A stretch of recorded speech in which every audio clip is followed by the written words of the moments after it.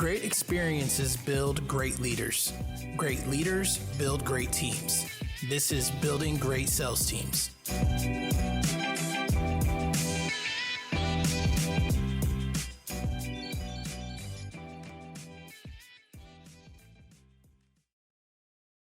All right, guys, welcome back to Building Great Sales Teams. Love having you guys listen to this show. Just wanted to touch base with you guys and give you an update on what's going on this week. So we've got the RBO Mastermind coming up. So if you don't know about RBO, that stands for Real Business Owners. Trevor Cowley and Cale Goodman, who are the owners of Easier Accounting, started this podcast like 5 years ago, and it's blown up. It's like one of the top 5 business podcasts in the nation. And those guys are also in my Apex Mastermind. And that's where I met Trevor and Cale for the first time. And since then, I've been listening to their podcast and have a ton of alignment with these guys. I love their podcast. It's very much what it says, Real Business Owners. And it encompasses everything about owning a business. And so when they said they were coming out with their own mastermind, I knew I had to jump on that.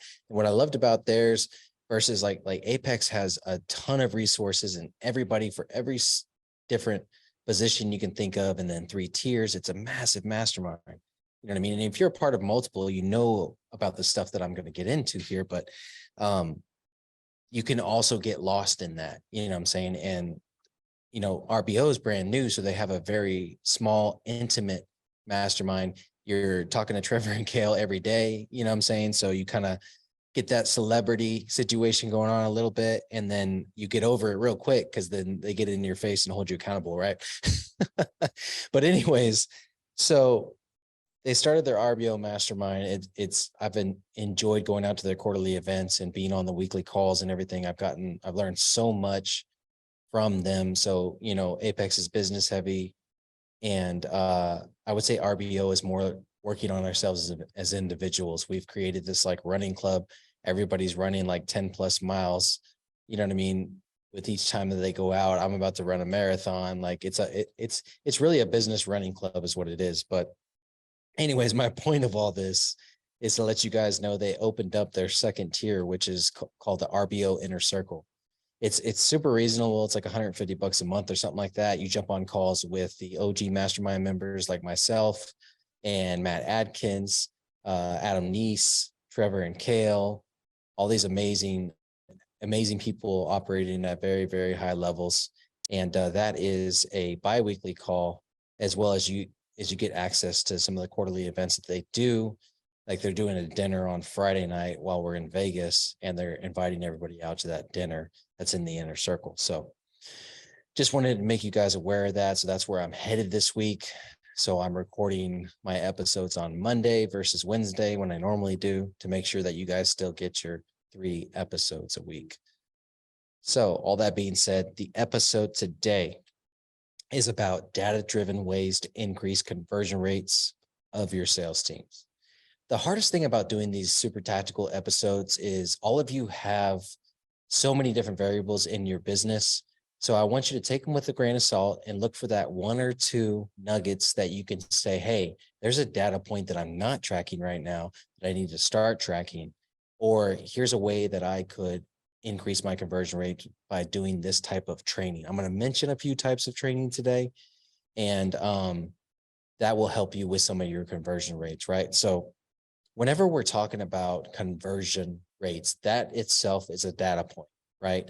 So when we want to increase the conversion rate of our sales teams, the first question I ask is, at what point? And do we have the data for all of those points? So the data is where we go first. We have to obtain the data, okay? So this is a 4-step process. The first step is obtaining the data. The second step is to identify the opportunity. The third step is present the data, which is to the sales team or the sales rep. And then the 4th step is coach the opportunity. Obtain the data, identify the data, present the data, and then coach the opportunity. Okay. I'm sorry, I said that wrong. Obtain the data, identify the opportunity, present the data, coach the opportunity.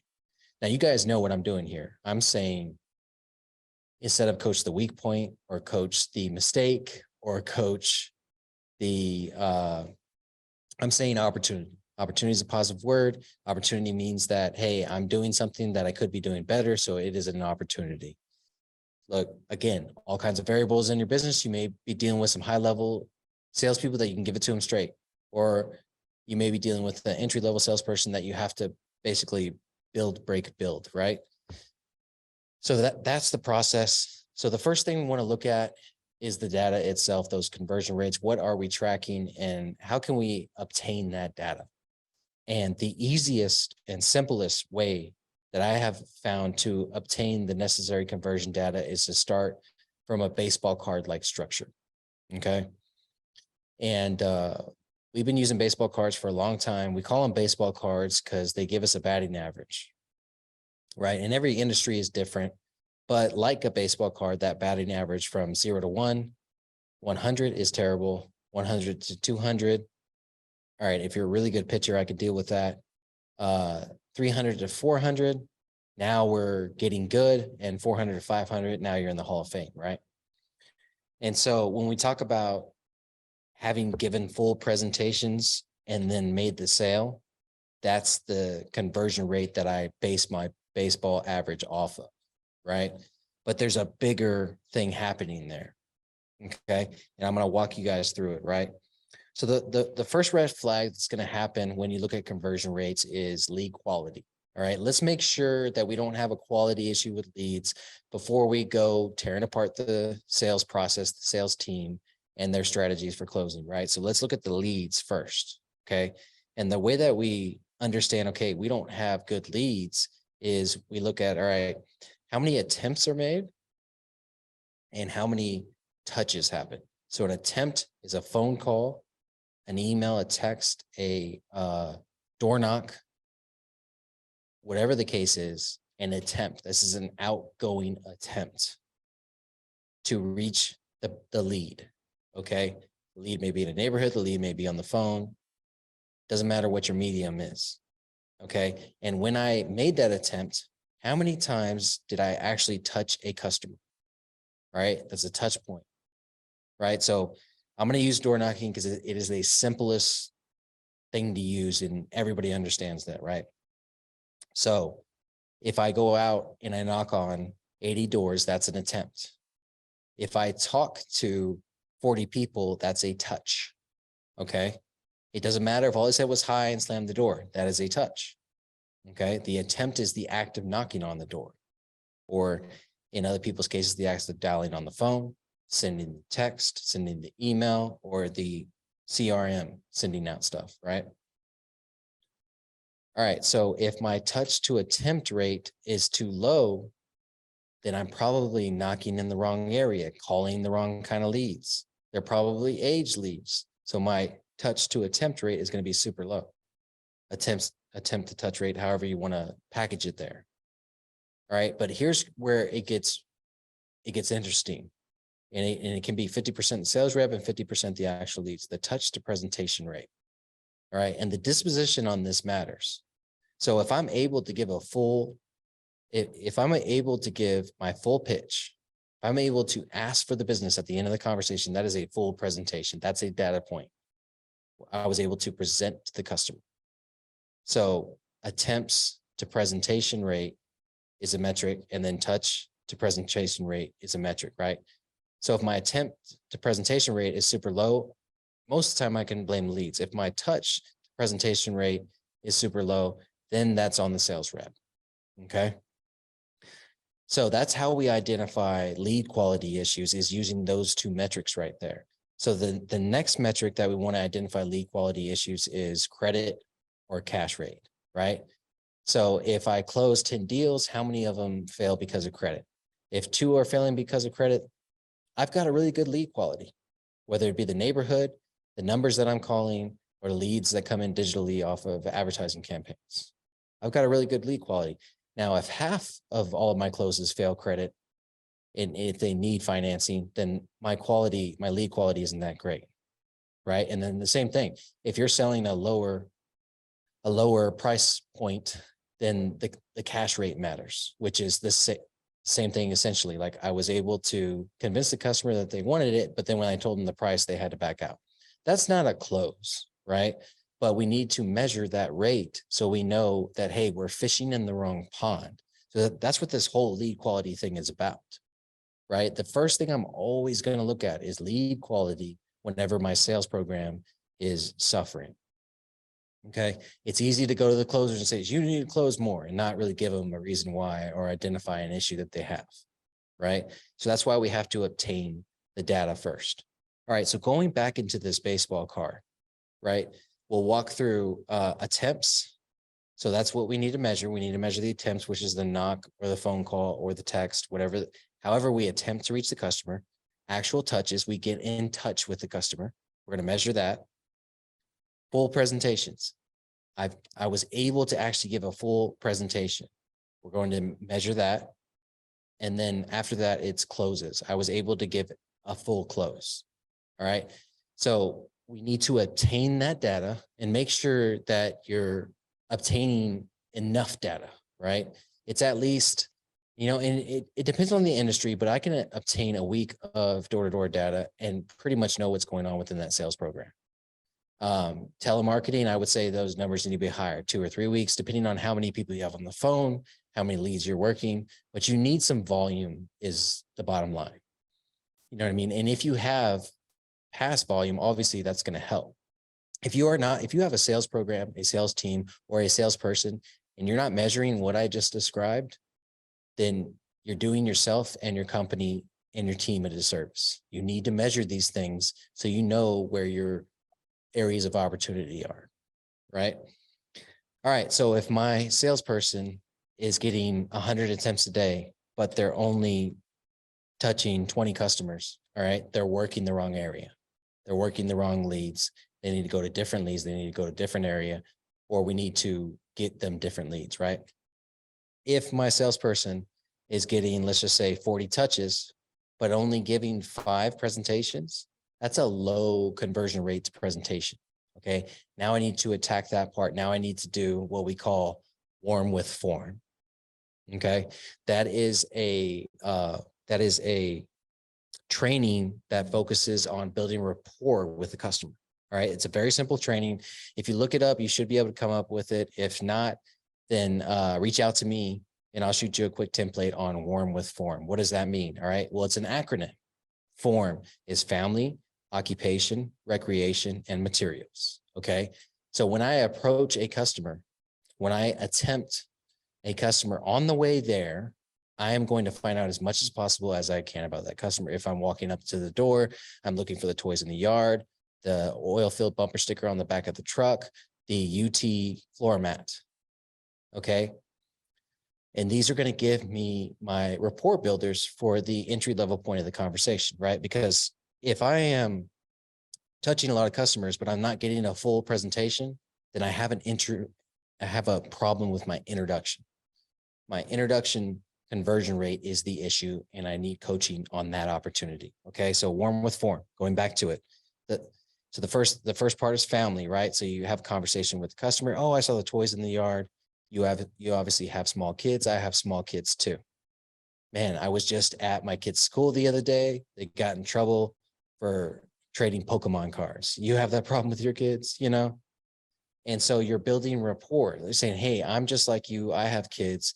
My kids have, you know, behavioral issues, or, you know, my kids like Pokemon. Wherever the common ground is that you can find, you need to go ahead and do that. And that's the training piece, right? That's family, right?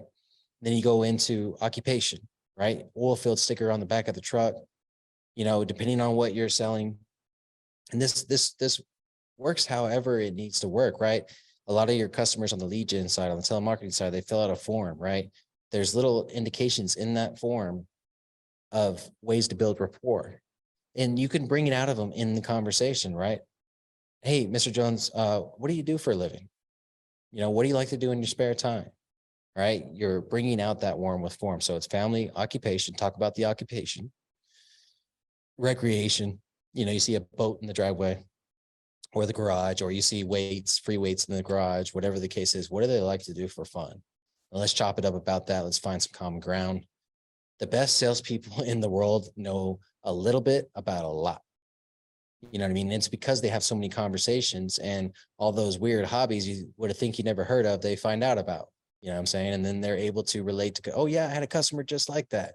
So if you, I'm not saying go to a customer in line and act like you're interested in things that you aren't interested in, but you can definitely use your other customers to create that common ground. Oh yeah, I had a customer sign up last week.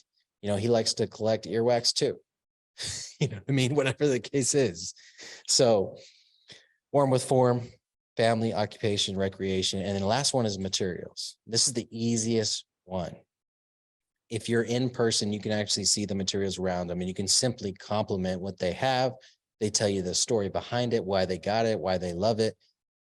No like and trust factor. All right, if I do this training and I focus on this in my sales pitch, and as a sales manager, I'm monitoring their calls and listening to them and listening for that training in there, then I'm going to increase that touch to presentation conversion rate, which will increase my overall conversion rate because I'll give more presentations. All right.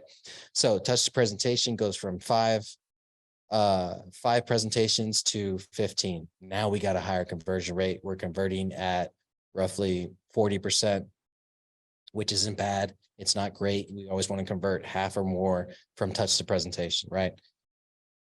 All right, so they got that conversion rate up. Now it's presentation to closes, same thing.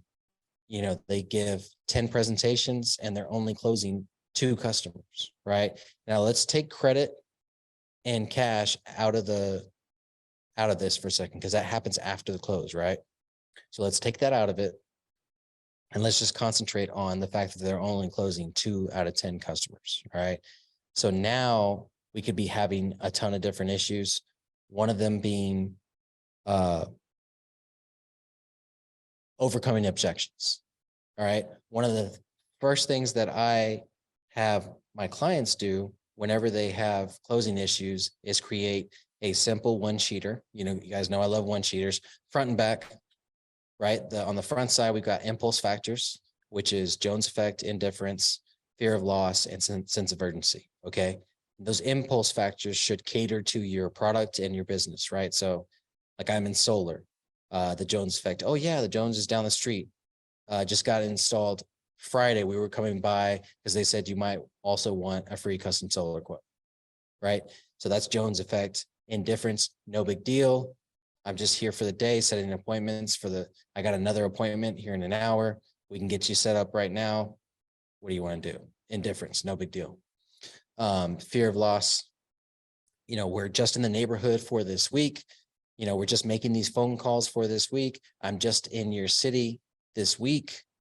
So that's fear of loss. You know what I mean? And whatever your special, your offer that you're running that week, you throw it out there, then that's fear of loss. And then sense of urgency. Hey, real quick, let's just get you a solar quote and see how much you're going to be saving month 1.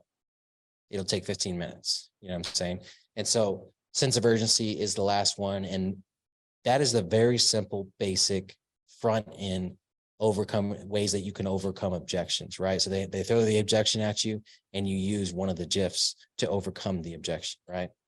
And you can use those from intro to presentation as well, because for that conversion rate, because you can they're basically throwing you an objection at the introduction piece of the sales process, and you overcome that objection using GIFs.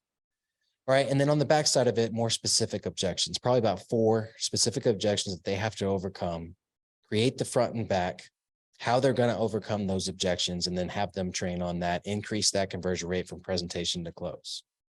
You know, one of the other trainings that I like to do, and this will help touch to presentation and it'll help presentations to close, is Rory Vaden, Selling the Way Customers Want to Buy. That's Rory Vaden, Selling the Way Customers Want to Buy. It's one of my favorite presentations. And what he does in that training is teaches you how to identify 4 customer types. The first customer type is fighter, right? And we all like to act like we get fighters at every door, every phone call, or every text, right? So there's ways to identify the fighter. And then there's ways to identify the second one, which is entertainer, the third one, which is detective, and then the fourth one, which is counselor. And so he draws this chart, and based on their voice inflection, their body language, the words that they choose, and the style that they talk, you can identify which that customer is. And usually you can identify it within the first 5 seconds if you're meeting them in person. Over the phone's a little harder. Takes you a little longer to identify, but this is a door-to-door sales training that flows throughout any kind of sales that you do. And so once you identify which customer profile type they are, then you're able to use your own profile type in order to sell them, right? So if you can be 4 different selling types, which is fighter, entertainer, detective, and counselor, at any given time, if you can morph into those selling types, then you're going to be able to sell any customer that opens up that door. You have to identify it, and then you have to use the selling type that they like to be sold. So selling the way customers want to be sold. You have to use the selling type they like in order to sell them. It's a great training. Look it up. Southwestern Consulting is the company that he puts the training on under. So Southwestern Consulting, how to sell customers the way they want to buy. And I think he does that with another person. And there's a YouTube video out there. So go check that out. We'll put it in the show notes. But it is an amazing training. You may have to jump on a webinar with them in order to get it. But if not, I know it frontwards and forwards and backwards. And so maybe one of these episodes, I'll try and do that training verbally. It really is a visual training though. So you're gonna have to look on YouTube for that episode, but it's a really great episode. Okay. So we've got our data. We've identified the opportunities. We're done, right? We need to coach on those opportunities, and then we need to increase those conversion rates. The power of focus needs to be huge here. The problem is every time we have a conversion rate problem or our guys aren't closing enough, we throw our hands up and say, what's the problem? And then they say things like, oh, baby mama, this, like I got to go personal stuff. The company doesn't appreciate me. All these emotions come into play when conversion rates start suffering. All right. Take the emotions out of it, obtain the data, investigate the data. Obtain the data, identify the opportunity, present the data, coach the opportunity. Keep it about the data, and then you can get the feelings aside. The last piece of that is the follow-up. Okay. So my man, Drewby Wilson, gives one of the greatest follow-up trainings you've ever seen or heard. So if follow-up is your issue, you need to call my man, Drewby. But the way that we obtain the data for follow-ups is we're looking at attempts post-presentation, right? Because we didn't close the customer. So it got left at presentation. We have a presentation to close issue. All those presentation to close, the ones that didn't get closed, all those is new opportunities for your follow-up process. Okay. And if your salesperson is responsible for the follow-up process, then you need to work that data, which is obviously follow-ups. And then how many times are they attempting afterwards? The conversion rate from the time that customer is now a follow-up to how many attempts that they gave, and the conversion rate along the way. So if you're identifying this data for the first time, again, create a large sample size so that you're able to identify, okay, most customers finally convert after 3 touches or 4 touches or 5 touches. We all have those averages that are thrown out on social media and in sales books, but you need to find your specific average. So figure out what that specific average is, and make sure that you set up an SOP for the sales rep, an SOP for follow-up, right? And then your scope of work needs to include that SOP, or not include that SOP. It includes the time of the day that they're going to work on follow-up. So we all know the best time to follow up is not prime time. Prime time is when we should be prospecting new customers. We should be following up when we have downtime, right? So if you're in door-to-door, if you're in telemarketing, if you're in referral-based sales, the best time to follow up is in the morning, early afternoon. That is the best time to follow up, or the last touch point before the end of the night, right? So another good time to follow up is in door-to-door sales is when it's dark, because you have a reason to go to that customer's home because you had a comeback schedule with them. You had an appointment, whatever the case is, you went to follow up. Hey, I know it's getting dark out, just following up. I came by earlier today. So you have a touch point with that customer already, right? So going into that follow-up process needs to be dialed in. There needs to be an SOP for it, so they can literally walk into the office, jump on their phone and follow their follow-up process and scripts that go along with it. Make sure you have scripts along the way. And the problem is most sales organizations or people that have sales programs don't have this part. They don't have the data for this part. Their salespeople aren't even following up, and they're leaving so much money on the table because purchasing something is an emotional decision for a customer. And maybe they just weren't in the right emotional framework to make the decision at that time. But what happens is now you've brought it to their door. So now the next person that knocks on their door is probably going to close them, or the next ad that they see, or the next phone call they get, or the next text that they get that is about the same product. You've primed them. You've primed them to buy that product. And now the next person that reaches out to them about it is going to get to close them. And they're thinking they're a great closer, but they only closed because you primed them and didn't follow up. All right. So collect the data for the follow-up, create the SOP based on the data, and then start testing scripts and collect data for those scripts and how well they convert. And then once you have the best SOP and the best scripts in place, then have your salespeople execute. And then you'll notice based on the steps in the follow-up process, they have points at which they're not executing, and you can coach them on those points. So that's the follow-up piece of it. So this episode was a very tactical way to obtain the data, identify the opportunity, present the data, and coach the opportunity in seeking a way to increase those conversion rates for your sales teams, guys. So you guys know we don't advertise. We don't ask for anything. I'm trying to put out as much value as possible and giving you guys, insights to what I'm coaching on when I'm consulting my clients and their sales programs. And I would love if y'all share the show. This value could get to more people that need to hear it just like you. And if you could post a review of the show, that would even be even better, because the algorithm of the podcasting gods love that. So I appreciate you guys. This has been data-driven ways to increase conversion rates of your sales team. Let's get building.